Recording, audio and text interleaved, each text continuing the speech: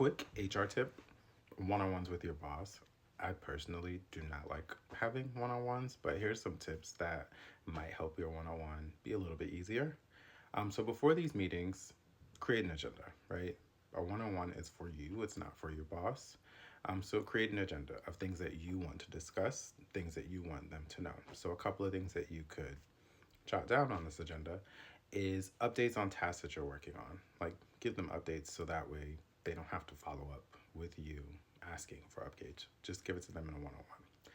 The next thing would be items you probably need help with or assistance with. And then you could tie that into any roadblocks that you might be facing or obstacles. So that way they could be there to one, support, but also you're looping them in on things that are potential roadblocks, right?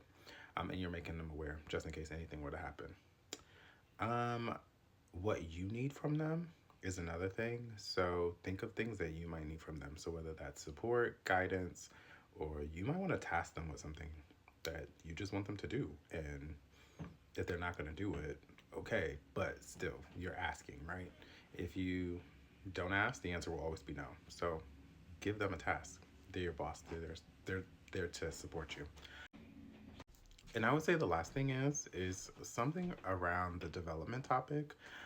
So for your development, like what do you want to do in the near future? What are some of the things that you are thinking about doing? How do you want to move in your career?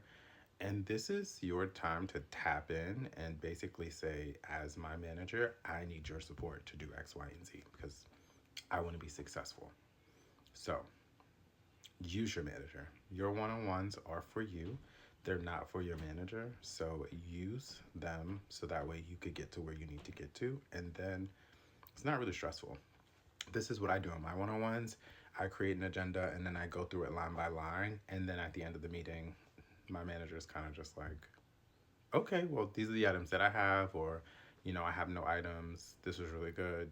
But the agenda, it comes in handy. So try to use it.